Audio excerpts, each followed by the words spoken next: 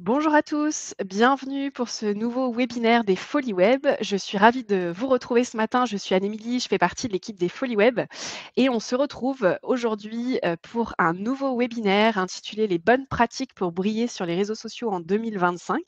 C'est notre deuxième webinaire de la semaine Folie Days, puisque vous le savez, aujourd'hui, on se retrouve dans le cadre de notre festival de début d'année pour bien lancer son année pour les entrepreneurs, les indépendants, les dirigeants de petites entreprises. Vous voyez ici les 3 intervenants que j'ai la chance d'accueillir aujourd'hui. Bienvenue à eux. Donc Marion de My Name is Bond, Julien de Modo et puis Jonathan de Swello. Bonjour à tous les 3. Bienvenue. Bonjour à tous. Bonjour à tous. Bonjour. Je vous laisserai la parole juste après pour vous présenter et nous dire un petit peu plus qui vous êtes. Juste avant de vous présenter un petit peu les Folies Web en 2 mots, revoici pour ceux qui ont déjà suivi le webinaire d'hier en ouverture de ce festival Folie Days, le programme qui est très dense et très riche pour cette semaine complète de webinaires. Donc comme vous le voyez ici à l'écran, vous avez un webinaire par jour. Tous les jours, on vous donne rendez-vous à 11 heures. Aujourd'hui, on se retrouve pour les bonnes pratiques pour briller sur les réseaux sociaux en 2025. Vous allez avoir énormément d'informations et d'actualités. Et puis, demain, on parlera tous ensemble de site internet, jeudi d'intelligence artificielle et puis vendredi, on vous aidera à vendre grâce au copywriting. L'idée de ce festival, c'est vraiment de vous aider, vous accompagner à bien débuter votre année. Donc si jamais vous avez envie de partager cet événement à quelqu'un qui pourrait être intéressé par tous ces sujets numériques, qui est un indépendant, un entrepreneur, un freelance, etc., je vais vous partager dans le chat le lien vers la page d'inscription. Vous pouvez lui transférer directement ce lien. Comme ça, il peut s'inscrire. Il reste encore pas mal de webinaires. Et puis, vous pourrez aussi regarder les replays de ceux qui sont déjà passés. Juste avant qu'on débute, je vais faire une courte présentation des Folies Web pour ceux qui ne nous connaissent pas. Les Folies Web, nous organisons des événements gratuits à destination des petites entreprises. Donc, j'en ai déjà parlé, dirigeants de petites entreprises, indépendants, porteurs de projets, etc. L'idée, c'est vraiment, derrière notre mission, vous aider à prendre du recul vis-à-vis de toutes les opportunités qui vous sont offertes aujourd'hui grâce au numérique et vous encourager surtout à passer à l'action pour développer votre activité. On organise à la fois des événements en présentiel un petit peu partout en France et aussi des sessions en ligne, comme aujourd'hui des webinaires. Il y en a pour tous les goûts. Donc, je vous propose de regarder le programme du premier trimestre qui va arriver. N'hésitez pas à vous inscrire aux événements qui pourraient vous intéresser. Alors très souvent, on nous demande comment c'est possible d'avoir autant d'événements gratuits pour les participants, ce qui est très chouette pour vous. Eh bien, c'est parce qu'on a la chance d'avoir 2 partenaires co-organisateurs, Le Point FR et Neo Camino. Le premier partenaire qu'on a du coup, c'est Le Point FR, qui est l'extension internet française qui est gérée par une association à but non lucratif qui s'appelle l'AFNIC. Sa mission, c'est de vous aider à chaque étape de votre présence en ligne grâce à un programme qui s'appelle Réussir en Point FR pour, par exemple, choisir votre nom de domaine ou aussi créer un site impactant, améliorer votre visibilité, etc. Sur réussir en point .fr, vous avez plein de ressources qui vous permettent de faire les bons choix numériques pour passer à l'action. Et les Folies Web sont organisées donc dans cette démarche et à cette initiative. Je vais vous partager du coup dans le chat le lien vers notre ressourcerie. Vous avez accès à un outil d'autodiagnostic fourni par la FNIC et vous avez aussi tout un tas de conseils et d'astuces pour développer votre présence en ligne. Hop.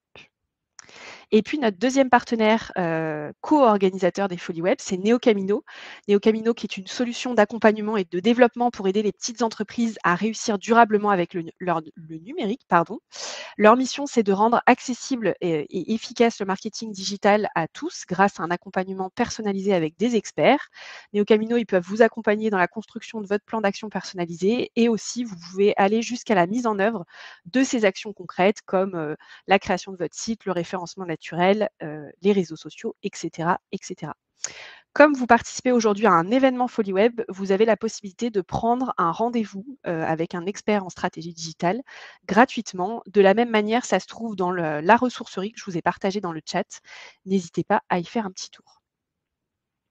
Et puis un petit mot du fait que ce webinaire est également organisé dans le cadre d'un appel à projet qui a été financé par le gouvernement dans le cadre du plan France Relance à l'initiative de France Num et de la BPI France en partenariat avec Serre France qui est un réseau national de cabinets d'experts comptables. Voilà, j'en ai terminé avec, cette petite présentation. Je vais vous inviter pendant toute la durée du webinaire à poser vos questions, non pas dans le chat, c'est très important, mais plutôt dans l'onglet questions. Vous avez un point d'interrogation en bas, je le remettrai dans le chat parce qu'il y a sûrement des questions qui vont arriver dans le chat. Je vous inviterai à remplir une enquête de satisfaction à la fin du webinaire qui vous permettra notamment de recevoir le support de la présentation que vous ont préparé les 3 intervenants du jour. Et puis, le replay sera bien sûr disponible, dès la fin du live. Je vais m'arrêter de parler, j'ai dit beaucoup de choses. Ce qui est le plus important aujourd'hui, c'est d'écouter nos 3 intervenants qui sont, experts dans ce domaine des réseaux sociaux. Je vais vous passer, la parole pour vous présenter tout d'abord. On va commencer par, Marion, si ça vous va les garçons. Honneur aux Pas de femmes. problème. Bonjour à tous, je m'appelle Marion, mais vous pouvez m'appeler M comme le personnage dans James Bond. Je suis la cofondatrice et CEO de l'agence My Name is Bond. Concrètement, on automatise la croissance de nos clients sur Instagram. Et donc, j'espère que ce webinaire répondra à toutes vos questions. Et si vous avez des questions qui vous viennent tout au long de la présentation, n'hésitez pas à nous les mettre dans le chat. À qui le tour? À toi, Jonathan. À moi, c'est très gentil. Bonjour à tous. CEO et cofondateur de Swelo. Et du coup, Swelo, vous m'entendez bien? Ouais. Ouais, ça a coupé au début, mais c'est bon. C'est bon, ouais. Ok, d'accord. Et Swelo, du coup, c'est une plateforme qui permet aux communicants à gérer au mieux leurs réseaux sociaux. Et donc, si ça a coupé au début, je disais juste que j'étais CEO et cofondateur de cette plateforme. Donc, Swelo. Je t'en prie, Julien. Et pour ma part, Julien, ça fait 10 ans que j'ai, plus de 10 ans que j'ai mon agence qui s'appelle Modo, une agence nantaise. On est une petite douzaine de personnes et on accompagne nos clients sur différents sujets, développement web, référencement, réseaux sociaux, rédaction de contenu. Et on est basé à Nantes. Merci beaucoup Julien, et à tous les 3 pour, vos petites présentations. Donc si vous avez des questions, je le répète, bien dans l'onglet questions s'il vous plaît, comme ça on prendra un temps à la fin pour y répondre. Ce que je vous propose, c'est qu'on sans tarder, on commence cette présentation. Juste en introduction, vous allez voir dans ce webinaire, vous allez avoir beaucoup d'informations. Ne vous en faites pas, vous aurez accès au support de la présentation pour tous ceux qui compléteront l'enquête de satisfaction. Vous avez souhaité tous les 3 décomposer un petit peu ce webinaire en 3 grandes parties et vous allez voir, pour tous les participants, vous allez avoir, comme je vous le disais, beaucoup d'informations et surtout beaucoup de concret et d'actualité. Vous avez choisi de tourner votre présentation sur quelque chose de très concret et d'axer sur le futur, sur 2025, qui est vraiment le thème, hein, le cœur de la présentation. Donc pour commencer cette première partie de webinaire, vous avez choisi de vous pencher sur les tendances des réseaux sociaux en 2025, ce qui va pas mal intéresser les participants, je pense. Marion, est-ce que tu peux déjà commencer avec cette première grande partie? Quelles vont être les tendances des réseaux sociaux en 2025? Oui, alors en effet, il y en a plusieurs tendances, mais on va commencer par la plus importante, à savoir le format vidéo. Aujourd'hui, c'est vraiment le format qui est le plus à privilégier sur les réseaux sociaux pour une raison très simple, c'est que c'est en fait un format qui capte très facilement l'attention des utilisateurs. D'ailleurs, c'est un format qui a été, j'ai envie de dire, accéléré de par l'arrivée de TikTok, qui est un réseau social qui était axé exclusivement sur la vidéo, qui est un format qui a été copié par la suite sur Instagram avec l'arrivée des réels. Et aujourd'hui, on se rend compte que c'est un format qui, pour le coup, s'adapte à n'importe quelle typologie de réseau social, notamment avec LinkedIn, où là, vous pouvez voir sur la présentation, désormais, on a un feed qui est adapté exclusivement à la vidéo. Donc, ça prouve bien l'importance de la vidéo et l'impact que ça peut avoir sur votre visibilité et sur l'utilisation tout simplement des plateformes. D'ailleurs, sur Instagram, par exemple, le format vidéo est quand même le format qui est le plus à privilégier si jamais vous voulez justement vous donner de la visibilité auprès de personnes qui ne vous connaissent pas encore. Donc, en termes de découvrabilité, c'est un must. Et donc, voilà, c'est le format qui est à privilégier par-dessus tout. Aujourd'hui, la vidéo, elle génère beaucoup plus d'engagement, plus de partage qu'un simple texte, que des images combinées. Donc, ce qu'on entend par là, c'est plus le format carrousel.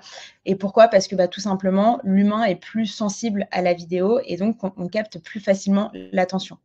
Également, c'est un format qui permet en fait aux utilisateurs de passer plus de temps sur la plateforme. Et il faut bien que vous gardiez en tête que les réseaux sociaux ont pour objectif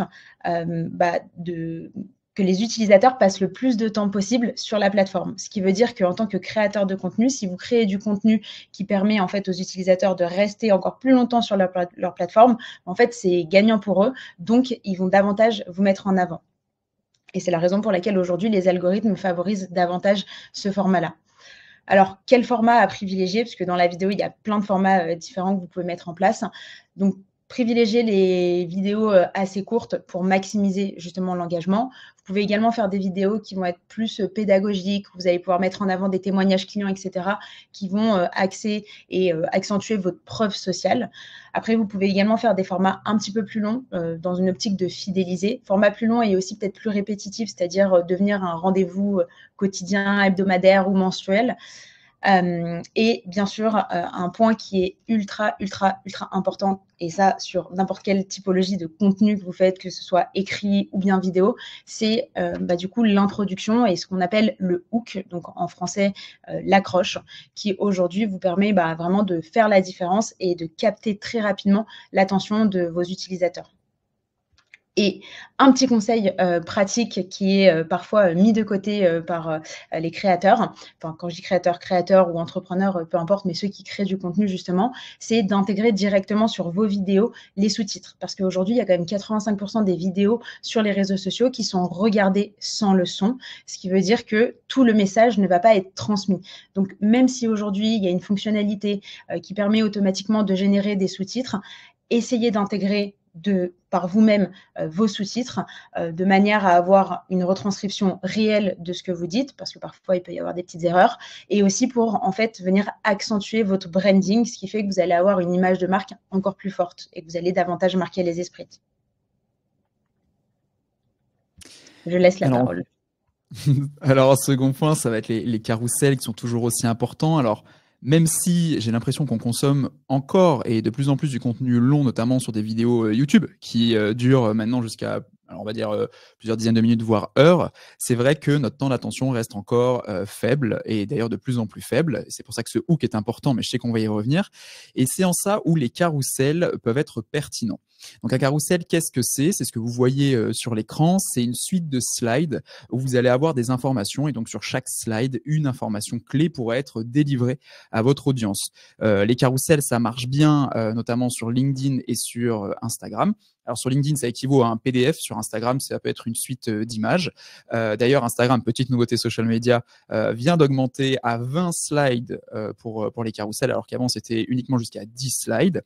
Et c'est hyper intéressant parce que, outre le fait de délivrer une information claire et directe par slide, vous pouvez même jouer graphiquement avec ces carousels, comme on le voit sur les deux dernières slides avant la slide de fin. Et juste une petite preuve sur le fait que ça fonctionne, hein, ces carousels, c'est des chiffres. Ça, c'est les chiffres de l'année 2024 de Swello.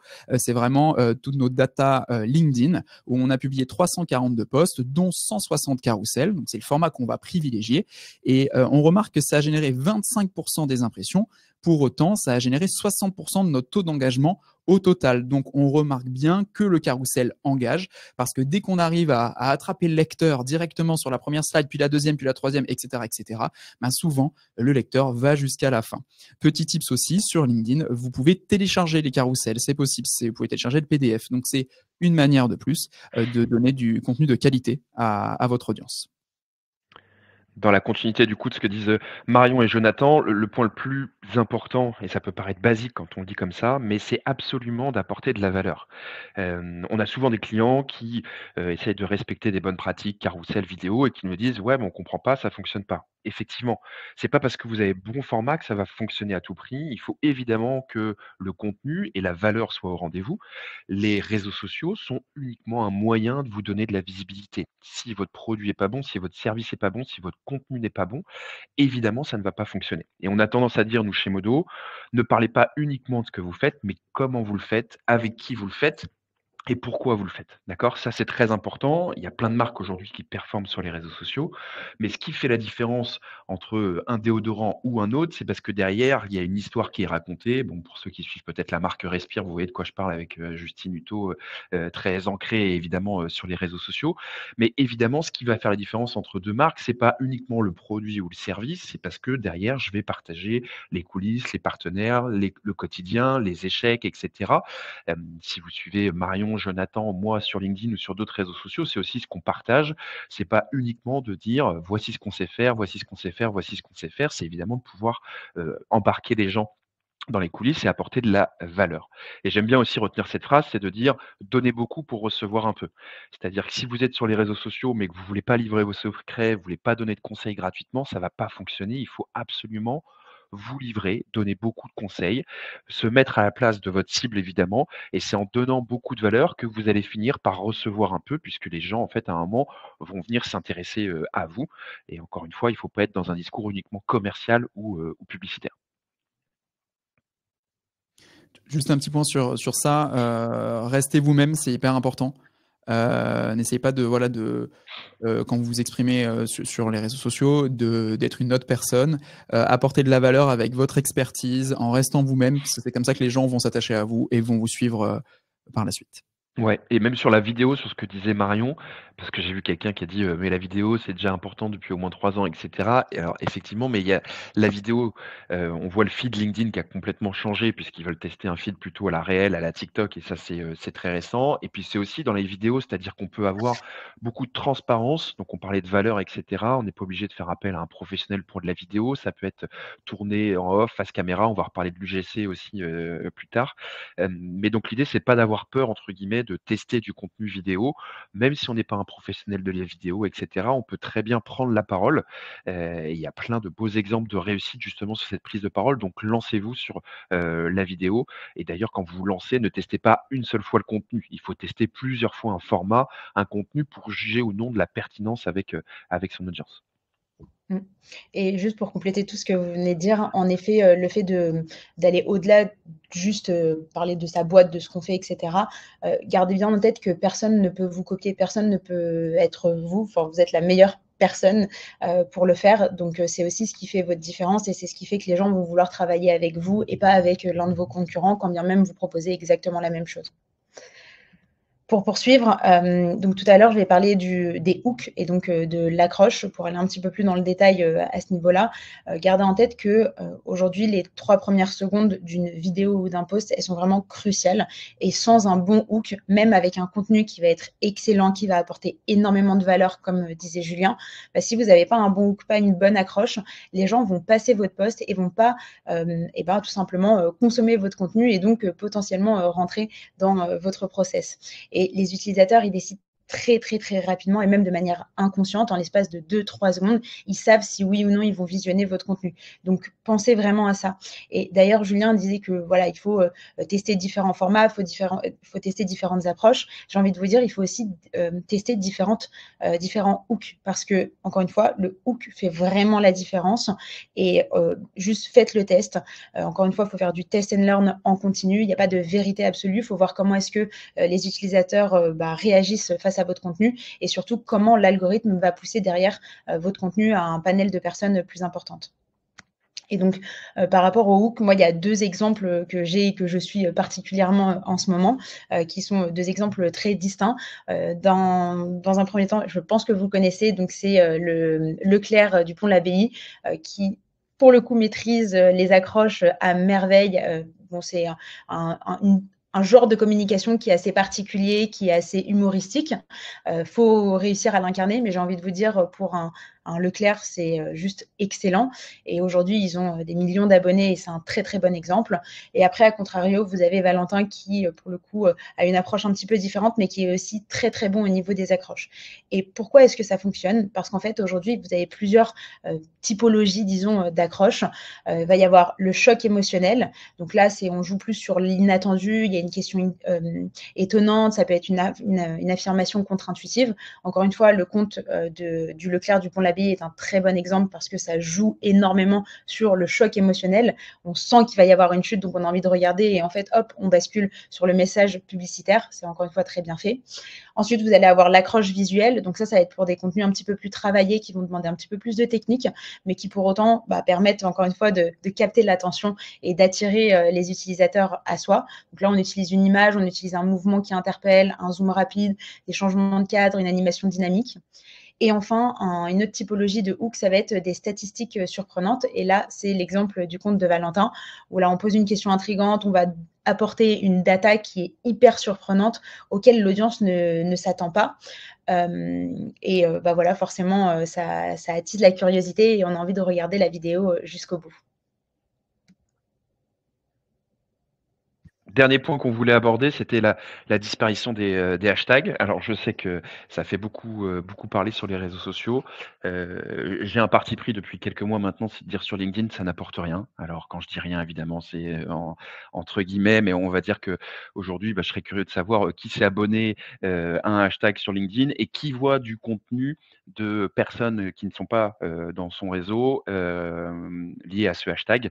Aujourd'hui, franchement, c'est très faible sur LinkedIn. On avait même le mode créateur qui a disparu l'année dernière avec des hashtags qui étaient mis en avant. Alors, je ne sais pas ce que ça va donner, mais aujourd'hui, on voit très bien ce que les hashtags, en tout cas sur LinkedIn, n'apportent pas de visibilité ou très peu. On peut conserver éventuellement les hashtags liés à des marques, à des événements, parce qu'évidemment, on a envie de travailler son branding ou parce qu'on est présent sur un salon, sur un événement ou qu'on joue avec une actualité qui communique beaucoup sur les hashtags. Mais c'est vraiment plus quelque chose aujourd'hui que je vais recommander. Puis sur Instagram, on voit que les publications, les réels associés au hashtag suivi ne vont plus s'afficher en fait dans votre fil principal. Donc effectivement, on voit bien que alors, on ne sait pas trop ce que ça va donner. Toi, je ne sais pas si Jonathan, tu as un avis un peu sur les hashtags sur la suite, sur 2025, mais on voit que c'est un peu en perte de vitesse dans l'utilisation. Il y a une époque sur Instagram, on utilisait 15, 20, 30 hashtags. Aujourd'hui, on voit que c'est plus le cas. En tout cas, c'est plus du tout la tendance. Donc je pense qu'il y a une veille assez précise à faire sur ce sujet-là puisque les hashtags sont un peu en perte de vitesse par rapport aux années précédentes. Oui, c'est totalement vrai. Pour compléter ce que tu dis, ta première remarque est très pertinente sur LinkedIn notamment, où tu dis on met des hashtags mais personne les suit. Et effectivement, ça marche pour tout, je trouve. C'est si vous voyez autour de vous et si vous n'utilisez pas certaines fonctionnalités, c'est globalement, les autres vont pas forcément les utiliser. Et c'est ce qui se passe sur les hashtags sur LinkedIn. Moi, j'ai jamais connu quelqu'un qui suivait des hashtags sur LinkedIn. Alors, je sais que ça existe, mais c'est vrai qu'on va les utiliser beaucoup plus pour mettre en exergue un mot, ou comme tu l'as dit, lors d'un événement peut-être physique, où on veut partager un post, des idées pour que ça soit retrouvé ensuite. Mais c'est vrai que les hashtags sur LinkedIn n'apporte aucune visibilité. Sur Instagram, je trouve que ce qui se passe, c'est que on est en train de prendre aussi des codes qui viennent d'ailleurs, notamment de Threads, où sur Threads, il n'y a pas de hashtag, mais il y a des thématiques. C'est des mots-clés que vous allez mettre généralement en dessous de votre thread, qui vont être du coup lumineux, enfin cliquables, et ça vous ramène vers une thématique. J'ai l'impression que je vois de plus en plus de tests où il y a de posts, pardon, où il y a des tests qui se font avec à la fois des hashtags et à la fois des thématiques qui sont indiquées, notamment sur Instagram, mais je pense qu'à terme, les hashtags vont sûrement disparaître. Tu l'as dit, Instagram a supprimé une fonctionnalité de recherche aussi par rapport à ces hashtags. Ça, c'est aussi une nouveauté. Sur TikTok, c'est un petit peu pareil. Moi, c'est à voir. Il faut voir l'évolution. Ce qui est sûr, et c'est le conseil, c'est pas parce que vous allez mettre le hashtag pour toi que vous allez finir sur la page pour toi des gens. C'est totalement algorithmique si vous finissez sur la page pour toi des personnes. Si vous mettez le hashtag pour toi, vous allez juste faire partie du coup de ce hashtag, tout simplement. Mais c'est pas ça qui va déclencher le fait que vous arriviez sur les pour toi. Donc bref, je suis en total accord avec cette tendance. On va voir et peut-être qu'on se trompera sur l'année, mais j'ai l'impression qu'on a des hashtags qui perdent de la vitesse au fil des jours. Top, merci beaucoup pour cette première partie où vous nous avez livré un petit peu les tendances qui vont guider l'année 2025. Comme je l'ai dit tout à l'heure, on a voulu ensemble que ce webinaire soit très concret, apporte une vraie valeur ajoutée aux participants parce que c'est très souvent ce qui intéresse le plus. On va passer maintenant à la deuxième partie. Est-ce que vous allez pouvoir nous livrer tous les trois les astuces et les clés qui vont faire une stratégie, une vraie stratégie pour transformer aujourd'hui sa communauté en moteur de croissance? C'est quoi les points importants d'une stratégie à retenir? Julien, est-ce que tu veux commencer? Ouais, bien sûr. Le 1er point, et c'est un indispensable, peut-être que certains d'entre vous l'ont déjà, mais c'est la ligne édito. En fait, si vous avez une présence, social media, ça veut dire que vous devenez un média. Devenir un média, ça peut paraître un gros mot parce que peut-être qu'aujourd'hui vous avez que 100 ou que 500 ou que 1000 ou que 2000 abonnés ou 3000, mais en fait, si vous devenez un média, vous avez une audience qui attend du contenu de votre part. Donc il faut définir cette ligne éditoriale, ce positionnement, comme un magazine, comme une chaîne de télé, une radio, etc. Comment on veut s'adresser effectivement à notre audience? Qu'est-ce qu'on a envie de passer comme message? Est-ce qu'il y a des règles? Est-ce qu'il y a une image qu'on souhaite véhiculer? Et je vous propose, en fonction de vos activités, de faire un petit exercice. Essayez de vous projeter et de vous dire, OK, si demain je devais confier la gestion de mes réseaux sociaux à une célébrité, je voudrais que ça soit un tel. Là, vous voyez bien entre Angèle, Jean Dujardin, Thomas Pesquet ou Blanche Gardin, c'est pas comment dire? La même visibilité, on ressent pas la même chose, c'est pas le même impact en termes de tonalité aussi vis-à-vis du grand public. Donc en faisant cet exercice, notamment si vous avez une structure et que vous êtes plusieurs, ça permet de confronter et de se dire: «Bah tiens, moi je vois bien telle personne», ça peut être une célébrité sportive, artistique, quelqu'un de politique, journaliste, bref, peu importe le domaine. Et ça vous aide justement à travailler sur votre ligne éditoriale. Et l'idée, c'est vraiment de se dire, OK, si demain je devais confier la ligne édito à une célébrité, bah, je suis sûr qu'avec telle personne, ça fonctionnerait à tous les coups parce qu'il est dans la même tonalité et dans l'image qu'on a envie de véhiculer. L'autre sujet dont je voulais parler, pardon, avec vous, c'est effectivement, j'arrive pas à passer la slide, si c'est bon. Le calendrier éditorial. Le calendrier éditorial, c'est hyper important. Ça va vous permettre de structurer votre communication. Donc un calendrier, il peut être fait avec, des outils, extérieurs, je vais y revenir après, mais en gros, dans ce calendrier, vous allez positionner différents événements. Les premiers, ce sont les marronniers, donc les événements nationaux et internationaux.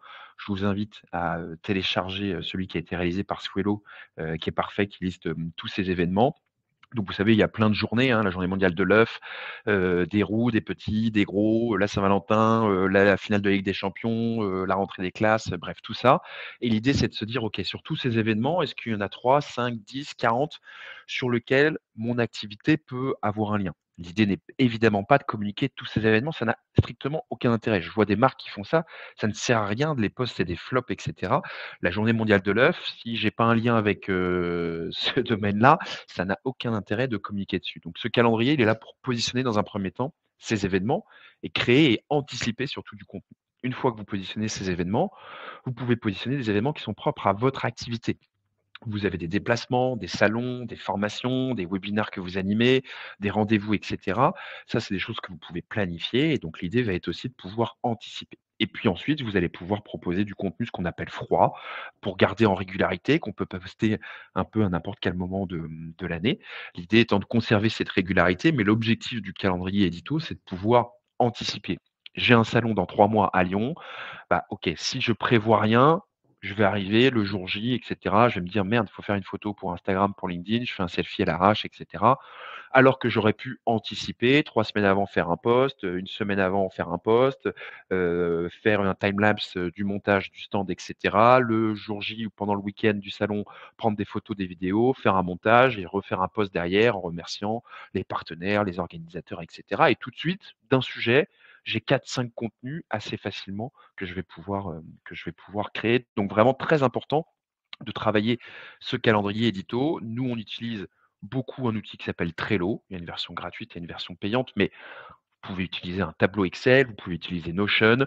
J'ai déjà vu chez un client un vrai calendrier, vous savez, les grands calendriers en carton là. Ils faisaient leur calendrier édito là-dessus, véridique, dans le domaine de l'industrie. Je ne sais pas s'il y en a qui sont connectés peut-être chez mon client. Ce n'est pas une critique, c'est juste que ça m'a évidemment beaucoup surpris d'avoir vraiment ces post-it positionnés, mais j'ai envie de dire pourquoi pas.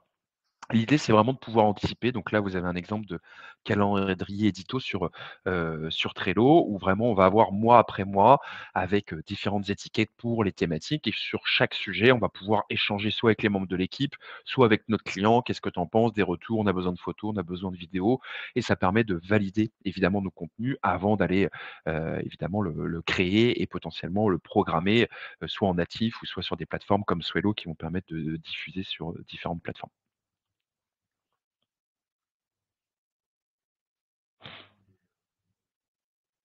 Hop.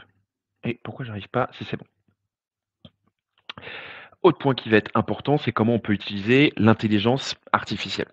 Je pense qu'aujourd'hui, vous avez tous déjà testé l'intelligence artificielle depuis le temps depuis le temps qu'elle est utilisée. Aujourd'hui, l'IA, c'est vraiment quelque chose de très intéressant. Attention, il ne faut pas utiliser l'intelligence artificielle de façon bête et méchante. On y reviendra plus tard, mais un outil reste un outil. S'il est mal utilisé, bah, ça n'apportera pas de valeur et vous allez faire des flops. Donc l'objectif de l'IA, c'est vraiment de pouvoir l'éduquer, le travailler. Le plus connu, typiquement, ChatGPT évidemment, est très intéressant, mais il va falloir l'éduquer, donc vraiment pouvoir lui préciser, justement, qui vous êtes, d'accord? Ce que, vous, faites. Ça va être très important et c'est ça qui va vous permettre, typiquement d'avoir des posts ou des idées, des thématiques que vous allez pouvoir, aborder. Je reviendrai peut-être, Jonathan, je te laisserai revenir sur tes slides après, mais en gros, ce que je voulais dire, c'est que par rapport à ça, c'est ce qu'on appelle les prompts.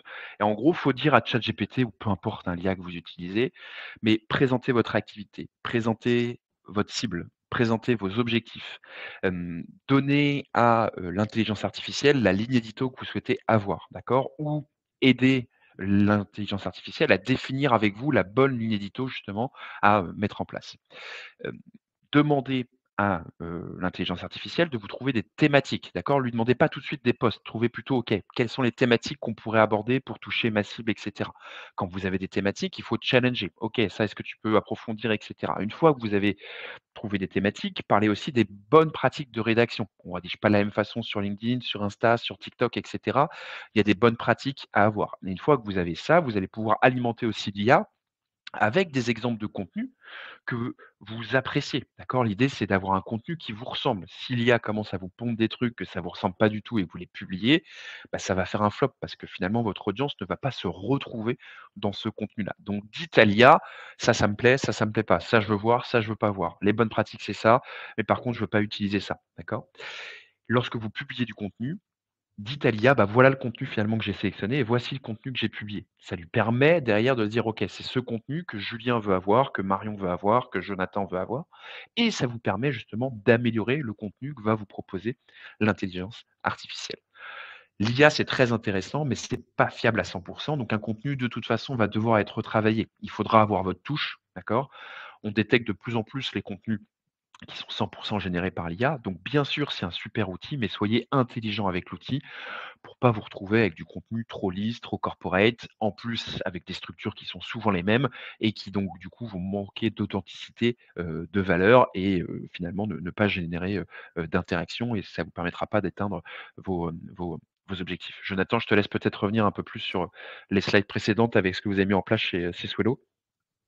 Ouais, alors très rapidement, hein, c'est juste pour continuer ce que tu viens de dire, c'est que pour moi l'IA est un véritable outil et va vous aider dans le quotidien, mais va pas vous remplacer, va pas remplacer quelqu'un qui va gérer votre communication, mais ça peut vraiment vous aider sur un assistant rédactionnel, donc pouvoir corriger les fautes, pouvoir rajouter des emojis, traduire, reformuler, avoir des tons de voix différents, ou sur la génération de hashtags. Alors ça, bah, ça va dépendre du moment de l'année, parce que si c'est en perdition, bien entendu que ça aura plus d'impact par la suite, mais c'est juste des exemples de fonctionnalités, c'est des exemples d'utilisation pour vous montrer que vous allez pouvoir utiliser l'IA, mais encore une fois, il y a des points forts, il y a des points faibles, il y a des points d'attention aussi, parce qu'on est dans un moment, je trouve, dans le monde en général sur l'intelligence artificielle où il y a une vraie évolution / révolution, donc il faut avancer avec son temps, il faut faire attention parce qu'il y a des choses intéressantes, mais c'est pas le sujet du jour, mais je vous apporte quand même le point avec l'IA qui génère des sons, avec la voix notamment d'Angèle, comment ça va se passer, etc. Il y a les vidéos aussi qui peuvent être générées aujourd'hui très très qualitatives et on peut s'y méprendre, du coup ça peut faire passer une fausse information, bref, on peut faire plein de choses, il va se passer plein de choses avec l'IA. Il faut faire attention en tant que communicant. Néanmoins, c'est aussi un véritable outil qui peut vous épauler, qui peut vous aider. Et donc, c'est des exemples comme sur l'assistant rédactionnel ou comme sur la génération de hashtags. Mais voilà, ça rejoint vraiment ce qu'a dit Julien. L'intelligence artificielle peut vous aider au quotidien. Mais à mes yeux, il faut toujours qu'il y ait une présence humaine derrière pour valider, modifier, pour que ça vous ressemble, pour pas perdre justement notre essence humaine, les émotions. C'est vraiment ce qui est important, ce qui est intéressant. En outil aussi, forcément, je vous en parle quelques secondes, vous avez l'intelligence artificielle, bien sûr, mais vous avez aussi des outils de manière générale, bien sûr que je vais parler de Swello, mais des outils qui peuvent vous faire gagner du temps dans votre ligne édito, notamment des outils de programmation de contenu. Vous allez pouvoir donc réfléchir à toute votre ligne éditoriale, créer votre calendrier avec tout ce qu'a pu dire Julien précédemment, et derrière programmer vos posts pour une date prédéfinie avec notamment Swello. On peut vous dire vos meilleures heures de publication, ou on peut vous aider donc avec les outils d'IA, où il y a même un petit coach qui va vous coacher, vous donner une note pour vous dire ce qui marche moins sur les différents types de formats, sur les différents réseaux sociaux, puisque chaque réseau social a ses codes et à ses cibles. Vous avez la possibilité, comme je le disais, d'avoir le calendrier éditorial où vous allez pouvoir retrouver les marronniers également, les marronniers que Julien a cités. Merci beaucoup d'avoir cité notre calendrier social media avec tous les marronniers. Et vous avez un dashboard aussi avec toute une partie statistique, les statistiques qui sont très importantes. J'ai vu qu'il y avait des questions tout à l'heure sur la partie stats des carousels, on y reviendra à la fin. Mais c'est vrai que ce taux d'engagement est toujours très intéressant, très pertinent, et que sur Swello, vous allez avoir une formule qui va être identique sur chaque réseau social pour pouvoir comparer justement vos performances sur chaque réseau social et analyser ce qui marche mieux, ce qui marche pas, ce qui marche ou pas. Et donc, c'est aussi pour ça que les outils sont pertinents et performants pour faire gagner du temps dans vos analyses. Je rebondis aussi sur quelques questions que j'ai vues passer là dans le chat, notamment quid de TikTok, quid de n'importe quel réseau social. Il n'y a pas de... Enfin, j'ai l'impression que vous cherchez souvent des shortcuts, des réponses, des cheat codes ou je ne sais quoi. Ce qui va marcher pour l'un ne va pas forcément marcher pour l'autre. Ça dépend de votre positionnement, ça dépend de à qui vous vous adressez, ça dépend de la forme de contenu que vous allez faire. Donc, vraiment essayez de ne pas chercher de généralité et juste d'aller... de développer une communication qui vous ressemble sur un réseau social que vous appréciez et sur lequel vous allez pouvoir tenir sur la durée. Parce que c'est vrai que sur les réseaux sociaux, on ne le dit peut-être pas assez, mais c'est pas un sprint, c'est un marathon. L'objectif, c'est de rester constant et donc discipliné. Donc, c'est la raison pour laquelle aussi il faut en amont bien réfléchir à où est-ce que vous avez envie de mettre de l'intensité. Mais n'importe quel réseau social peut marcher pour n'importe quelle typologie de business, quasiment, je pense. Maintenant, il faut juste être présent sur un réseau social où, bien évidemment, votre cible est présente. Maintenant, j'aimerais vous parler aussi un peu de l'aspect personal branding, qui est un élément qui se développe de plus en plus et qui a pour objectif, en fait, de venir créer un lien émotionnel un peu plus fort. Ce qu'on entend par personal branding, c'est le fait de mettre en avant une personne et non plus une entreprise.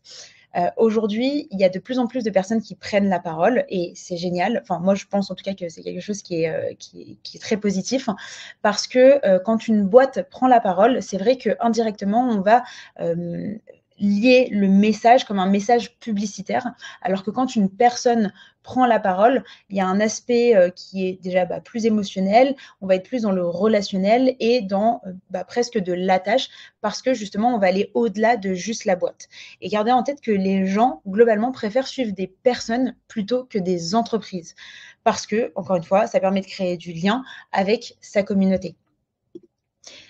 Alors, comment est-ce qu'on la développe? Déjà, il faut rester authentique. Julien et Jonathan vous en ont parlé, mais vraiment, vous êtes la meilleure personne pour être vous-même et personne ne pourra mieux vous incarner que vous.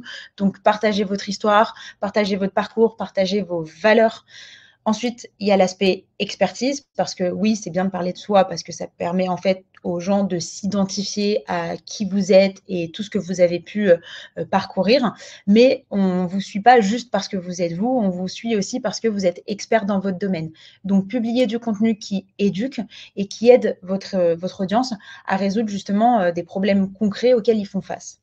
Et enfin, un dernier aspect qui est la cohérence. Donc ça, c'est la cohérence plus dans la stratégie de contenu global que vous allez avoir, mais aussi, là, si on parle de réseaux sociaux plus axés sur du contenu vidéo ou visuel comme Instagram, gardez les mêmes couleurs, gardez les mêmes polices, gardez un ton qui vous ressemble pour renforcer justement votre identité visuelle.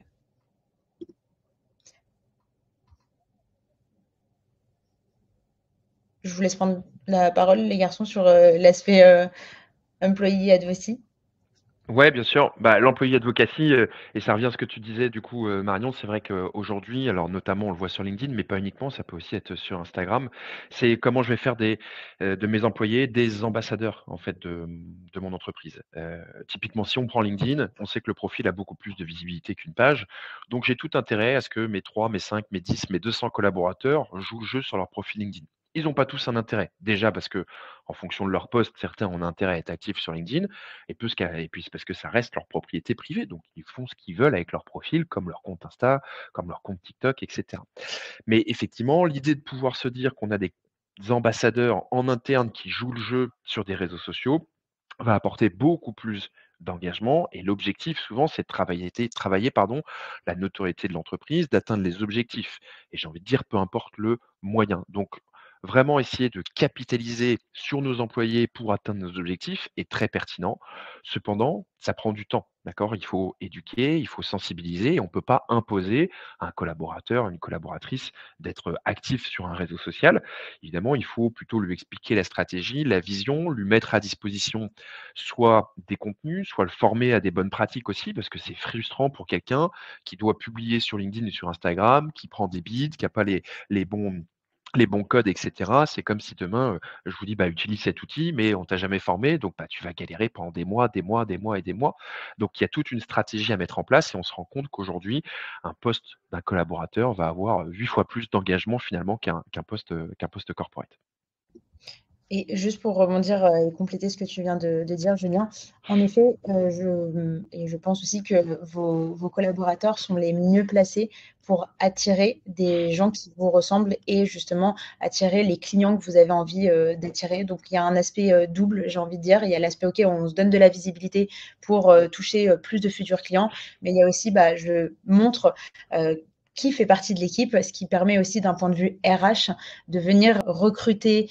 Et c'est même pas recruter, c'est comment dire, les gens vont venir automatiquement à vous parce qu'ils vont avoir envie de travailler avec vous, de faire partie de votre équipe. Et je trouve que cet aspect-là a un impact positif, plus que positif sur les ventes, parce qu'aujourd'hui, il y a tellement il y a de plus en plus d'automatisation, d'IA, etc., que, encore une fois, l'aspect humain, aujourd'hui, est au cœur du business. Enfin, je dis aujourd'hui, il l'a toujours été, bien évidemment, mais je trouve qu'il l'est de plus en plus aujourd'hui, au vu de toutes les optimisations qu'on peut avoir dans les process des business. Pour juste illustrer ça, je pense que ça peut être intéressant. On a mis en place chez Swello un congé paternité-maternité prolongé. Donc pour les femmes, on a ajouté 1 mois et pour les hommes, 2 mois et demi pour que ça fasse 3 mois et demi dans les 2 cas. Et c'est vrai que ça nous a permis de recruter à la fois des personnes pour notre équipe, mais à la fois aussi des clients parce que les gens sont reconnus dans nos valeurs. C'est un des exemples, hein, c'est pas que cet exemple-là, mais c'est vrai que de montrer ce que vous faites, ce que vous mettez en place et dès que vous parlez d'humain, ça permet, enfin, ce n'est que bénéfique. Après, il ne faut pas tomber dans un truc où vous montrez ça pour vous la péter, entre guillemets. Faut vraiment que ce soit bienveillant. Nous, par exemple, on voulait aussi donner l'exemple et on ne montre pas une action qu'on met en place si elle n'est pas en place depuis un certain temps chez nous et si elle n'a pas fonctionné ou pas. Ça, après, on peut dire ça a marché ou ça n'a pas marché, mais on ne le fait pas pour le faire et juste se la péter, mais plutôt inspirer et montrer ce qu'on met en place. Et en fait, l'effet derrière, c'est ce que vient de dire Marion. Pour revenir du coup sur l'employé advocacy, il y a des actions qui sont déjà un peu toutes simples. C'est notamment sur LinkedIn d'avoir des profils chartés aux couleurs de l'entreprise, des photos harmonieuses, des profils clairs et complets. Ça renforce déjà l'effet professionnel, etc. Puis il y a aussi souvent, en tout cas c'est ce qu'on souhaite tous quand on est une entreprise, avoir des collaborateurs qui sont fiers ou qui sont épanouis dans leur boulot. Donc évidemment, s'ils jouent le jeu, s'ils sont actifs, on se dit cool, a priori ils sont plutôt épanouis, même s'il y a plein d'autres choses en dehors. C'est pas juste faire des posts sur LinkedIn, on est bien d'accord. Mais donc ça, évidemment, ça va permettre de commencer à jouer le jeu et de travailler du coup cette stratégie d'employee advocacy. Je te laisse prendre la main là-dessus. Ouais, complètement. Une astuce que vous pouvez mettre en place, quelque chose que vous pouvez mettre en place, et quelqu'un parle de la mention vers les pages, c'est que l'employé advocacy, c'est un mix entre les employés, comme on vous l'a présenté, mais il y a quand même une notion de page qui peut avoir lieu aussi, une page LinkedIn. Et c'est vrai que on m'a souvent dit, les pages LinkedIn c'est chouette, mais ça marche pas. Nous, on a notre page LinkedIn qui marche bien justement, et du coup, comment on met en place notre petite stratégie, c'est qu'on va créer du contenu qui sera en priorité publié sur la page. Donc c'est du contenu exclusif fait pour LinkedIn ou Insta qu'on va recycler.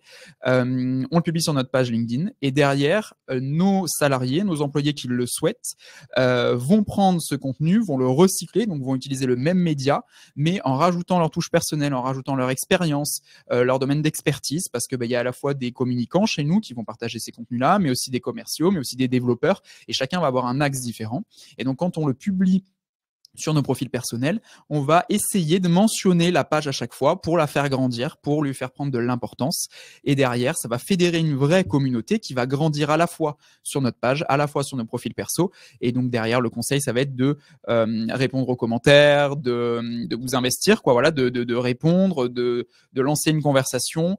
Et après, c'est une boucle. C'est-à-dire que nous, on met en place du contenu au niveau de la communication auprès de toute l'équipe. Et celles et ceux qui veulent l'utiliser pour le recycler et mentionner la page s'ils le souhaitent, ils peuvent le faire. J'insiste aussi sur ce point-là. Il y a la possibilité de rajouter dans les contrats des salariés cet aspect d'employé advocacy, mais ce n'est pas obligatoire. Si ce n'est pas indiqué dans le contrat, c'est un choix personnel. Chaque salarié peut ou non le faire. Vous ne pouvez pas l'obliger, bien sûr. Et l'avantage, Julien en a parlé déjà tout à l'heure, mais c'est aussi ce qui est marqué ici, c'est que il y a une augmentation de la visibilité, donc c'est le deuxième point, à la fois professionnelle, donc pour l'entreprise, mais également personnelle. Chez Swello, j'ai 4 exemples où il y a 4 salariés chez nous qui sont arrivés qui n'avaient pas de profil LinkedIn ou en tout cas avec très peu de followers, très peu d'abonnés. Maintenant, il y en a qui ont 20 000, 30 000, jusqu'à 30 000 abonnés parce qu'on leur laisse chaque semaine du temps pour créer du contenu pour leur LinkedIn, à la fois en lien avec Swello, mais aussi pas du tout en lien avec Swello parce que ça sert à la fois l'entreprise et à la fois leur profil personnel. Et demain, s'ils partent de la société, c'est ce qui s'est passé pour diverses personnes, ils ou elles gardent le profil. Donc, il y a quand même un avantage pour chacun dans ce cas-là, dans l'employé advocacy. Bien sûr que ça fait gagner du temps dans le process de création parce que on leur met à disposition du contenu déjà créé et l'audience n'est pas lassée. Pourquoi ? Parce que il y a la publication qui peut être similaire mais qui va pas être partagée au même moment. Et c'est justement les petites slides après. Je vous donne un exemple avec des chiffres. J'adore énormément donner des chiffres. On a publié ce carrousel-là qui est pourquoi faire appel à un ou une community manager. On l'a publié sur Instagram, ça a fait pas mal d'impressions. Derrière, une semaine après, on l'a publié sur LinkedIn sur notre page, comme je vous le disais. Ça a généré 50 000 impressions et on aurait pu s'arrêter là. Sauf qu'on a en place un programme d'employé advocacy en interne. Et donc, une semaine encore après, on l'a publié sur un profil personnel, ça a généré 23 000 impressions. Une semaine encore après, on l'a republié sur un autre profil, ça a généré 34 000 impressions. Comme je le disais, chacun avec son angle de vue. Donc, il y avait peut-être Cassandra côté communication, peut-être moi côté plutôt CEO. Donc, on a rajouté chacun un petit texte à ce sujet. Et à la fin, ça a généré 250 nouveaux abonnés sur notre page LinkedIn, 100 000, 110 000 même impressions en 3 semaines sur notre post, alors que ça aurait pu générer uniquement 50 000 impressions sur la page LinkedIn. Donc, il y a un vrai impact d'employé advocacy. Et un petit chiffre que je notais que je voulais vous donner parce qu'on a fait les bilans hier. Notre page LinkedIn cette année a généré 1,5 million d'impressions, ce qui est déjà énorme. Mais en fait, l'employé advocacy nous a généré 2,5 millions d'impressions. Donc, quand on cumule, on arrive à 4 millions d'impressions, mais on voit que nos salariés ont ramené plus d'impressions que notre page. Mais tout ensemble, avec une vraie stratégie, c'est vraiment génial. Donc, c'est pour vous montrer que ça marche vraiment. L'employé advocacy, ça prend un peu de temps, faut mettre tout en place, faut épauler, faut aider les salariés qui veulent le faire, mais ça marche vraiment. Et juste une dernière chose avant de passer au point d'après, on me demande souvent dans l'employé advocacy, est-ce qu'il faut repartager le post de la page, est-ce qu'il faut créer un post en natif ? Il faut créer toujours un post en natif. En tout cas, c'est ce qui est arrivé, enfin c'est la conclusion qui est arrivée suite à de nombreux tests en interne. D'ailleurs, petit conseil, tester. On l'a déjà dit, je continue de le dire parce que votre communauté va peut-être réagir différemment par rapport à la nôtre. Mais en tout cas, ce qu'on a remarqué, c'est que de créer un nouveau post, ça marche beaucoup plus que de juste repartager des posts. En tout cas, a priori, l'algorithme aime moins quand vous repartagez juste un post d'une page ou d'une autre personne de votre entourage. Créez du contenu en natif, apportez votre point de vue. À mes yeux, c'est ce qui marche le mieux.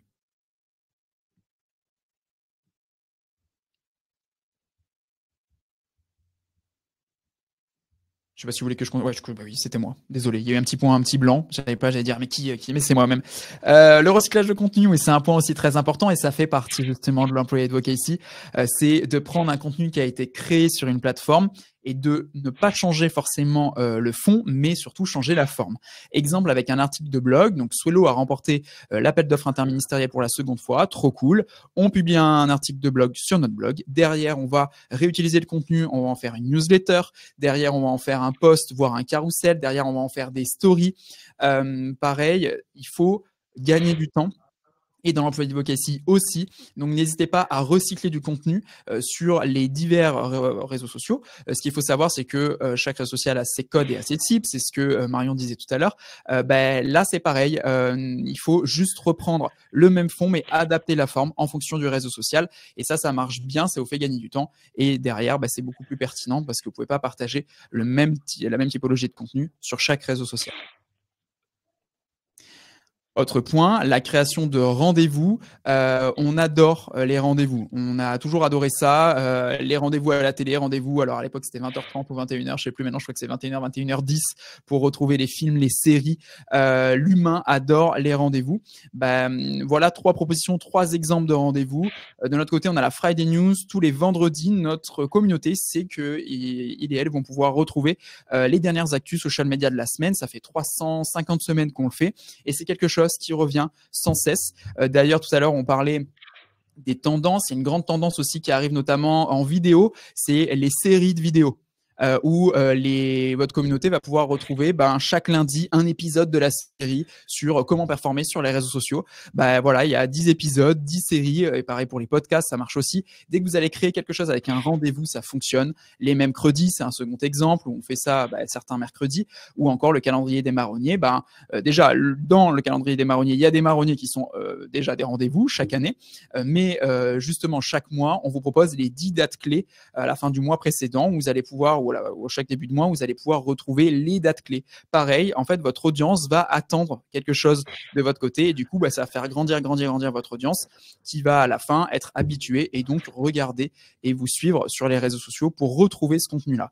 Donc, les séries, que ce soit des vidéos, que ce soit des séries de manière générale, ça marche bien. Et les rendez-vous, ça cartonne parce qu'on est des humains et qu'on adore ça, recevoir le journal tous les matins pour retrouver un petit peu les infos. On adore les rendez-vous. On adore les rendez-vous et on adore aussi gagner du temps. Créer du contenu, ça prend du temps, c'est chronophage et créer de l'interaction, aller chercher des abonnés qui vont nous intéresser, qui vont être bien ciblés, ça prend également du temps. Donc aujourd'hui, on a la chance de vivre dans une ère où l'automatisation et l'intelligence artificielle se développent de plus en plus.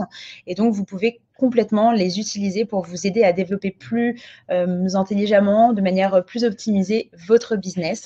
Il y a des automatisations qui sont possibles sur quasiment tous les réseaux sociaux.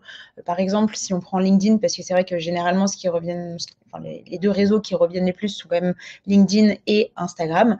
Mais par exemple, sur LinkedIn, vous allez pouvoir automatiser tout ce qui est vue de profil, demande de connexion, envoi de messages personnalisés. Et maintenant, avec des outils qui sont assez poussés, comme par exemple la grosse machine, vous pouvez faire ce qu'on appelle des campagnes multicanales, ce qui veut dire que vous allez prospecter un lead via différents canaux d'acquisition, à savoir LinkedIn, mais après, vous allez également lui envoyer un email. Et en fait, ça vous permet tout simplement d'avoir un impact qui va être beaucoup plus important. Donc, c'est des petites actions qui, finalement, si on les cumule à la fin de la semaine, vous prennent quand même énormément de temps et vous avez tout intérêt à les automatiser pour justement vous focaliser sur des aspects peut-être plus stratégiques qui nécessitent beaucoup plus de réflexion de votre part et également créer du lien avec vos futurs clients. Ouais, et pour compléter ce que tu dis, Marion, nous on l'utilise beaucoup pour des clients ou pour nous-mêmes. Effectivement, la grosse machine, Wallaxy, etc. sont des outils qu'on va pouvoir utiliser. Et ça peut être pour des objectifs variés, de la notoriété, du recrutement, générer des leads, etc. Et c'est ça qui va être vraiment intéressant. Bien sûr, il y a des points de vigilance, mais on va y revenir après. Oui, complètement. C'est vrai qu'aujourd'hui, les automatisations sont, j'ai envie de dire, presque accessibles à tout le monde. Pour autant, c'est pas parce qu'elles sont accessibles qu'elles sont faciles et qu'elles sont sécurisées pour tous. Donc, oui, bien sûr, il faut faire attention à pas mal d'aspects. Il faut respecter le plus possible les règles des plateformes. Mais on y reviendra en effet par la suite. Donc là, c'est pour l'aspect LinkedIn et également sur Instagram, il y a également beaucoup d'automatisation que vous pouvez mettre en place. C'est vrai que nous, on est spécialisé chez My Name is Bond sur la partie automatisation de la croissance. Et pour le coup, on essaye d'automatiser le plus possible tout le process, à savoir, on va mettre en place des routines d'engagement parce que, donc j'ai vu une question dans le chat, à savoir, oui, mais au niveau de la publicité, méta, etc., est-ce que c'est intéressant? En fait, aujourd'hui, sur les réseaux sociaux, vous avez plusieurs manières de vous rendre visible. La première, ça va être de manière purement organique grâce à votre contenu, d'où l'importance de votre stratégie digitale, d'où l'importance du contenu à proprement parler, bref, tout ce qu'on a vu en amont. Ensuite, vous allez pouvoir avoir de la visibilité grâce à de la publicité, mais du coup, vous dépendez d'une régie publicitaire. Dans le cas d'Instagram, vous dépendez de Meta. Et enfin, vous avez une autre manière de vous rendre visible, c'est via les interactions. Et c'est vrai qu'il y a beaucoup de personnes qui oublient ces interactions, alors que c'est l'essence même des réseaux sociaux, puisque les gens sont là pour créer du lien, sont là pour le social. Et donc, créer du lien de cette manière-là, ça vous permet d'avoir de la visibilité, ça vous permet d'augmenter l'engagement et par conséquent, d'attirer des personnes qui vont être vraiment ciblées et engagées. Et donc, pour vous donner concrètement les stratégies qu'on met en place, nous, pour nos clients et que vous pouvez faire vous, de votre côté, à la main. En gros, ce qu'on fait, c'est qu'on définit dans un premier temps ce qu'on appelle des comptes cibles, qui sont des comptes qui possèdent la même cible que vous, vos concurrents, des comptes dans le même secteur d'activité, etc. Et en fait, on vous fait interagir avec votre compte auprès de ces différentes audiences pour justement attirer des abonnés qui vont être qualifiés et donc qui seront intéressés par vos services. Quand je parle de routine d'engagement, je parle du fait de s'abonner à des comptes, liker des posts, regarder des stories, liker des stories. Et nous, on peut même aller plus loin jusqu'à l'envoi d'un DM de bienvenue qui permet justement de créer ce premier lien.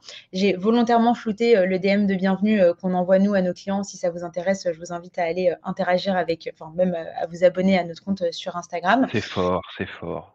C'est fort. Et en fait, j'ose teaser, je me permets de teaser parce que je suis assez fière de ce message qui sort complètement de l'ordinaire. Et c'est vrai que je réponds en même temps à une objection qu'on me dit souvent, oui, mais le DM de bienvenue, non, c'est très bateau, etc. En fait, j'ai envie de vous dire, ça dépend de ce que vous envoyez. Et oui, en effet, si vous envoyez un message très bateau que tout le monde pourrait envoyer, c'est pas intéressant. Essayez de jouer sur votre branding, essayez de jouer avec un événement qui est en train de se passer de votre côté. Bref, essayez d'avoir une approche juste qui soit différente parce qu'aujourd'hui, il y a de plus en plus de personnes qui prennent la parole, il y a de plus en plus de contenu. Donc, l'objectif aussi, c'est de sortir de cette norme. Et juste pour terminer, par rapport à Instagram, on peut également aller jusqu'à l'automatisation de la messagerie. Alors, je dis automatisation, mais finalement, c'est plus de l'intelligence artificielle, qui est aujourd'hui quelque chose qu'on a développé, qui est assez récent, mais qui permet, encore une fois, de s'enlever une charge mentale qui est énorme. Et moi, je m'en rends compte parce qu'on l'a testé en premier sur My Name is Bond et c'est quelque chose sur lequel moi, je travaille depuis très longtemps et j'attendais qu'une chose, c'était qu'on sorte cette feature-là.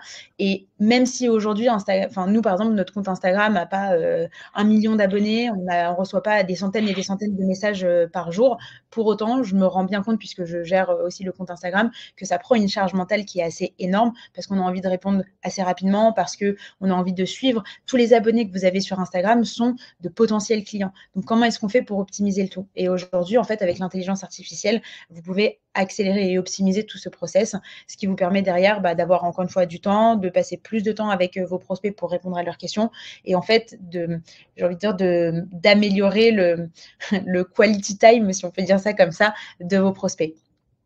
Quelques petits exemples ici de discussions qui ont été complètement générées par l'IA.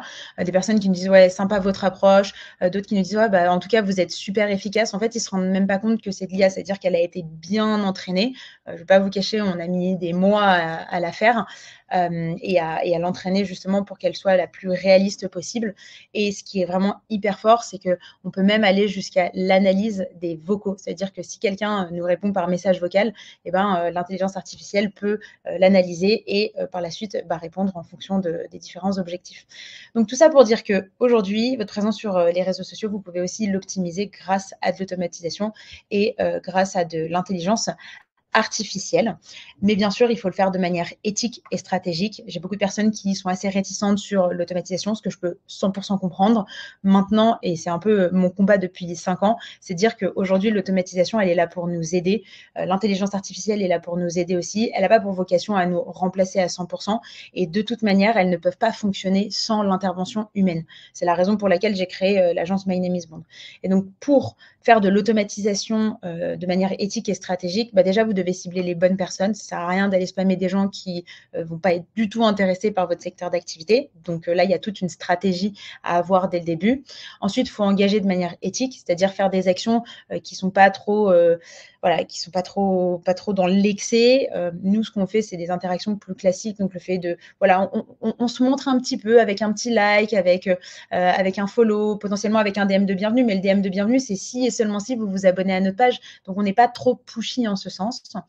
Et bien sûr, il y a l'aspect optimisation des campagnes. Ça, de toute façon, vous le savez, il faut tester, itérer, optimiser. Et donc, nous, on analyse aussi beaucoup nos résultats. C'est-à-dire que si on se rend compte qu'il y a une communauté qu'on est en train de cibler qui ne répond pas bien à nos interactions, on ne va pas persister. On va juste se dire, OK, en fait, cette communauté n'est pas intéressée par ce qu'on fait. Fine, c'est pas grave. Et on va tester autre chose. Et donc, de cette manière, on arrive à optimiser nos résultats, optimiser nos actions et donc attirer davantage de personnes qui correspondent réellement à la typologie de clients qu'on recherche.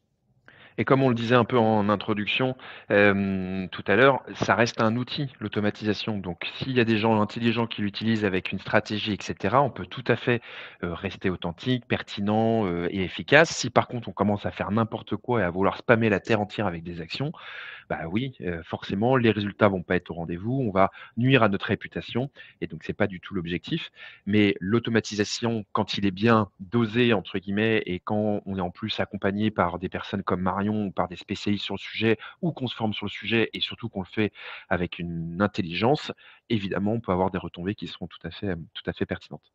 Et je rajoute une dernière Pardon. chose, il y a beaucoup de personnes qui viennent nous voir et qui nous disent, enfin, et qui attendent en fait de l'automatisation, un retour sur investissement qui va être exponentiel ou que sais-je.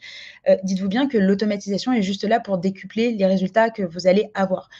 Ça veut dire qu'aujourd'hui, si vous testez ce type de stratégie et que vous n'avez aucun retour, mais vous pouvez faire autant d'actions que vous voulez, vous aurez toujours aussi peu de résultats. Donc, l'automatisation, c'est pas magique. Ça vient juste accélérer la croissance que vous allez avoir actuellement. Donc, il faut que vous ayez un contenu qui soit bien travaillé, il faut que vous ayez un profil qui soit bien optimisé et il faut aussi aller chercher des personnes qualifiées qui sont réellement intéressées par ce que vous faites. On va peut-être juste terminer avec cette deuxième partie. Julien, si tu voulais dire un mot sur l'UGC, on passera très rapidement avec Jonathan sur les actus et puis on prendra un temps quand même pour les questions des participants. Yes, l'UGC, je vais passer très rapidement aussi là-dessus. Donc User Generated Content, ça recoupe un peu avec la vidéo dont on parlait. L'UGC, c'est vraiment un format phare, c'est-à-dire que vous voyez beaucoup de vidéos, j'imagine, si vous passez du temps sur Instagram ou sur d'ailleurs tous les réseaux sociaux, sur TikTok et sur LinkedIn aussi de plus en plus. Mais typiquement, ça va être face caméra, on va avoir des témoignages de clients, d'utilisateurs finaux. Et ça, évidemment, ça fonctionne très bien parce qu'il y a ce côté transparent et que l'audience, en fait, va pouvoir se retrouver, en fait, dans la prise de parole de la personne.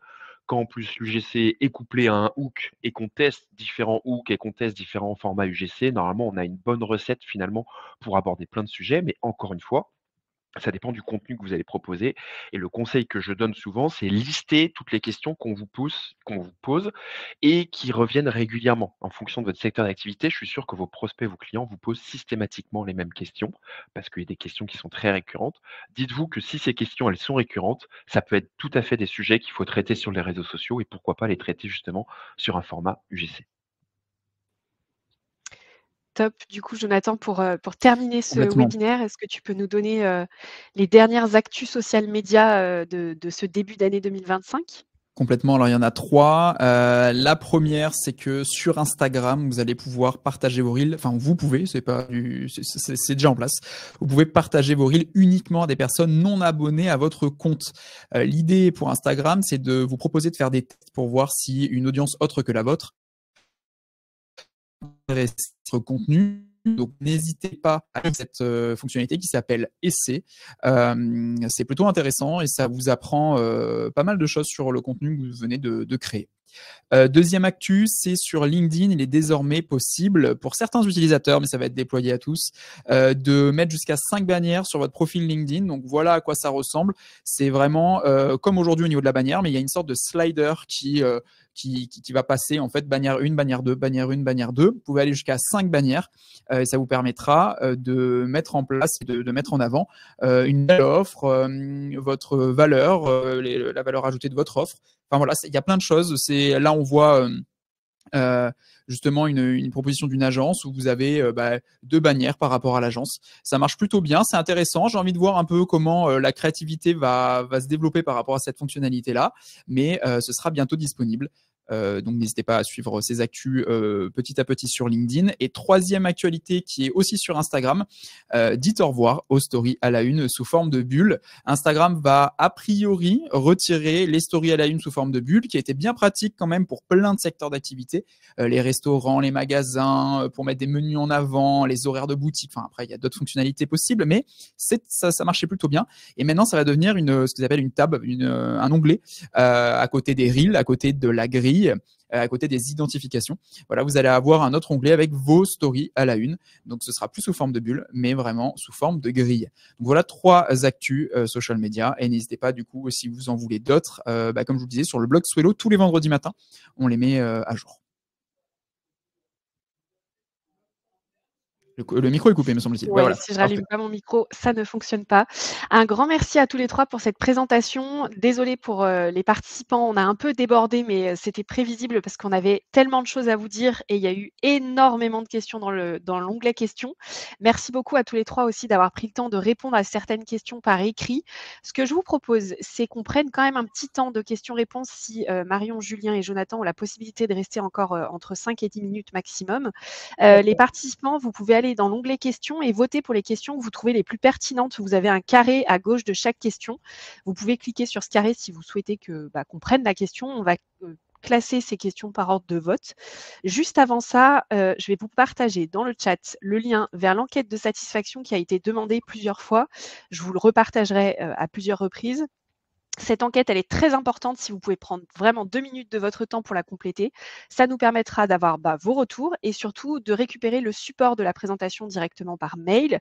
J'ai vu qu'il y a eu des questions en introduction. Si jamais vous n'avez pas reçu les supports de présentation pour le webinaire d'hier, vous pouvez faire un mail à contact@lesfoliewebtoutattaché.fr. On vous renverra le support sans souci. Et puis, juste avant de passer aux questions, on vous a préparé une page dédiée avec toutes les offres de nos partenaires de toute la semaine. Donc, vous avez directement toutes les offres regroupées en un seul et même endroit, ce qui est quand même très chouette pour bénéficier de codes de réduction, de promotion, etc. de nos partenaires. Je vous invite à récupérer ce lien et puis à le regarder à tête reposée. Hop, je vous l'ai partagé dans le chat. Vous allez pouvoir retrouver plein de promotions et d'offres de nos partenaires qui pourraient potentiellement vous intéresser. L'enquête de satisfaction, je vous l'ai partagée. Et puis, deux dernières petites infos, pardon.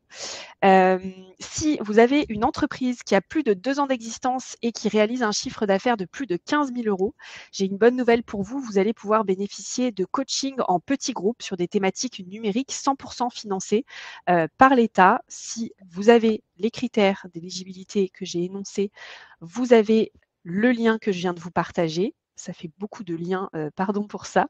Et si jamais vous n'avez pas ces critères d'éligibilité, vous pouvez aussi bénéficier de ces formations, mais à un tarif à partir de 300 €. C'est un autre lien que je vous partage dans le chat. Hop là, voilà, qui s'appelle formation. Et vous pouvez regarder tout ça à tête reposée. Donc, premier lien pour tous ceux qui ont une activité qui a plus de 2 ans d'existence et plus de 15 000 € de chiffre d'affaires. Et deuxième lien pour ceux qui n'ont pas ces critères d'éligibilité. Je vais vous repartager le lien vers l'enquête de satisfaction, ne vous inquiétez pas. Je vous propose tous les 3 qu'on se penche sur les questions. Je vais les classer par ordre de vote. Vous pouvez faire la même chose si vous le souhaitez. On avait une question de Mélodie qui a été très plébiscitée. Qu'en est-il des musiques fonds sonores sur les réseaux sociaux? Quelle est la réglementation à ce sujet pour les droits d'auteur de diffusion? Qui est-ce qui souhaite prendre la parole? Il faut les droits. Il faut les droits ou il faut utiliser ce qui est proposé par Instagram, typiquement. Sinon, vous risquez d'avoir des problèmes ou alors vous récupérez, vous faites un montage extérieur avec des musiques libres de droits d'exploitation. Voilà, après, Jonathan, je ne sais pas si tu veux compléter ou Marion. C'est juste pour ça que quand vous êtes en mode professionnel sur Instagram, vous n'avez pas accès à la bibliothèque, à une bibliothèque identique de musique, parce que si vous êtes en personnel, et je crois même en créateur, vous avez accès à une autre bibliothèque de musique un peu plus large. Mais c'est vrai qu'en professionnel, vous n'avez pas accès à toutes les musiques, comment dire. Quand je dis tendance, c'est plutôt avec des droits dessus, quoi. Donc, ouais, je suivrai l'avis de Julien. Après, c'est vrai que dans le concret, c'est compliqué quand il y a une tendance de pas utiliser la même musique par rapport à la tendance. Souvent, ces musiques-là sont un peu transformées. Donc, j'avoue que je m'y connais pas encore assez pour dire ce qu'il faut faire, pas faire.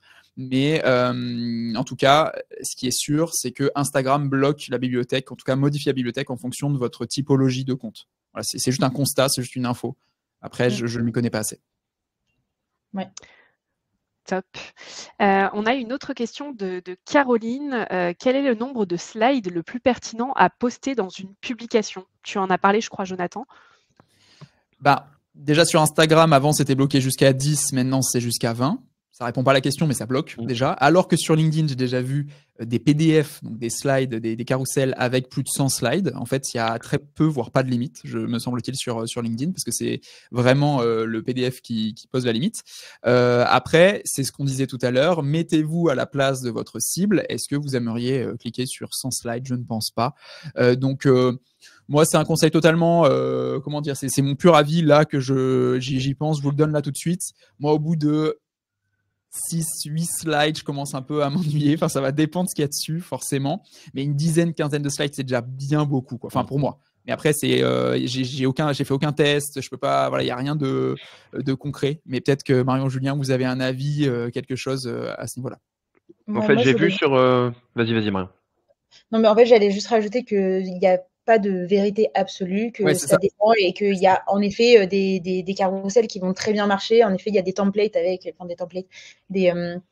des carousels avec 100 slides qui vont hyper bien fonctionner, comme certains où il n'y en aura que 5 qui ne vont pas fonctionner. Enfin, encore une fois, il n'y a pas de vérité absolue. Arrêtez de vouloir chercher quelque chose de très standardisé.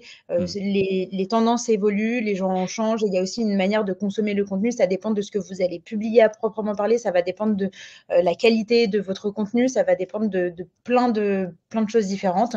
Maintenant, oui, moi, je suis aussi un peu de la team de Jonathan. J'aime pas les carousels à rallonge qui vont jusqu'à 100. Je les lis pas, mais ça me regarde moi et c'est mon utilisation personnelle et je sais qu'il y a beaucoup de personnes qui fonctionnent différemment. Top. Merci beaucoup. On avait une question de Géraldine qui a été assez plébiscitée. Est-ce que vous auriez un exemple de compte Instagram avant-après à l'application de bonnes pratiques dont vous avez parlé? Comment on fait pour avoir des exemples? Oui, enfin, on peut en avoir. En fait, il y a des comptes qui sont très forts. Enfin, moi que j'aime beaucoup, c'est les comptes des paysagistes, souvent qui ont fait un choix de stratégie et qui sont accompagnés. Et vraiment, il y a un avant-après. Donc, souvent, aller regarder les paysagistes et notamment les paysagistes un peu haut de gamme, premium, qui ont fait le choix d'être actifs sur les réseaux sociaux. Je trouve qu'il y a vraiment une différence et ils ont des super contenus en plus vidéo à mettre en avant. Donc ça, c'est les premiers comptes que je plébisciterais parce que c'est assez quali. Après, j'en ai pas d'autres là spécifiquement en tête, mais si vous voulez m'écrire, je pourrais vous en donner quelques-uns en faisant un point avec l'équipe. Si besoin, je sais que moi je peux vous partager les stats de notre compte Insta Swello qui a fait x2 en un an et demi. Alors on n'était pas dans le même contexte. C'était pas cette année, c'était donc sur 2022-2023.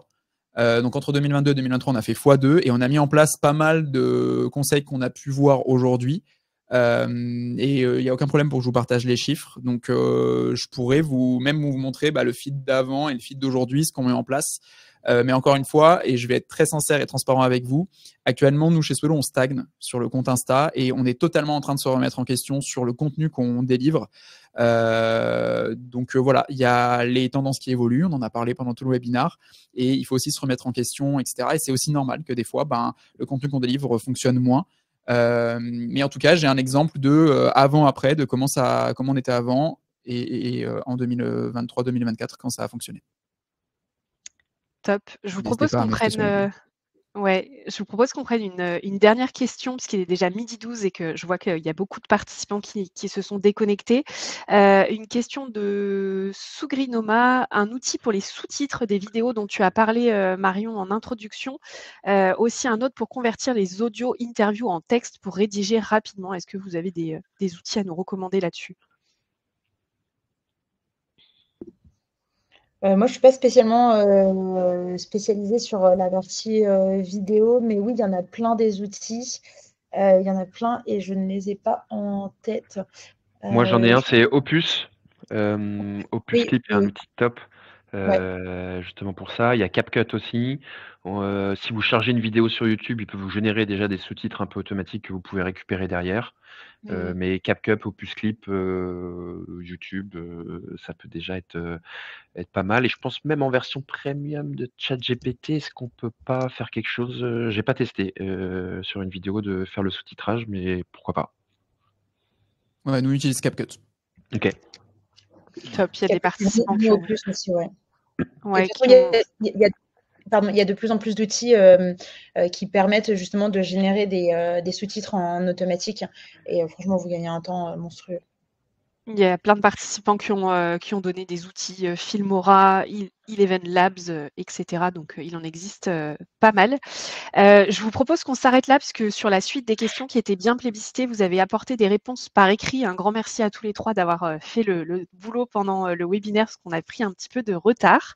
Il est 12h15, je vous propose qu'on s'arrête là. Je souhaiterais tout d'abord remercier les 3 intervenants du jour. Un grand merci Marion, Julien et Jonathan d'avoir été avec nous pour nous livrer vos bonnes pratiques et vos meilleurs conseils pour briller sur les réseaux en 2025. Pour tous les participants qui n'auront pas eu de réponse à leurs questions, je vous invite à faire 2 choses. La première, c'est de compléter l'enquête de satisfaction que je vais vous repartager dans le chat pour ceux qui ne l'ont pas eu. Et la deuxième, c'est tout simplement à suivre sur les réseaux sociaux Marion, Julien et Jonathan. Ça vous permettra tout simplement déjà de suivre un peu leurs actualités et puis de rentrer en contact, pourquoi pas, avec eux pour approfondir les discussions. Et puis un grand merci à tous les participants du jour aussi qui ont joué le jeu d'être présents et puis surtout de poser tout un tas de questions hyper pertinentes et hyper intéressantes comme à chaque fois. Un grand merci à tous. Ce que je vous propose, Marion, Julien et Jonathan, c'est le mot de la fin pour clôturer ce webinaire. Vas-y Marion. Voilà, j'allais dire bonne année à tous. Moi, le dernier mot de la fin, c'est vraiment garder en tête que l'entrepreneuriat, la communication et autres, c'est vraiment un marathon, c'est pas un sprint. Donc, ne vous épuisez pas.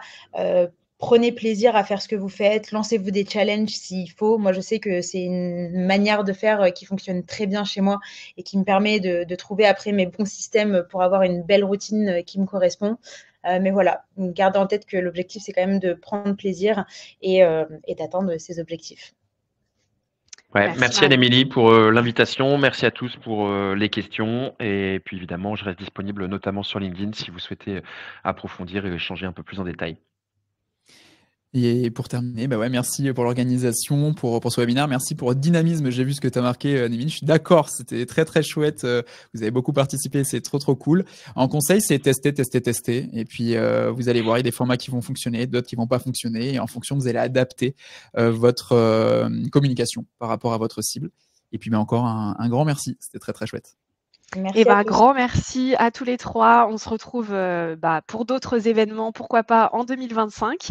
Et puis pour tous les participants, on se retrouve à partir de demain 11h. Je vais vous repartager dans le chat le lien d'inscription pour les 3 derniers webinaires de la semaine dans le cadre de Folly Days. Merci beaucoup à tous et puis je vous souhaite une belle journée et une bonne année 2025. À bientôt. Salut à tous.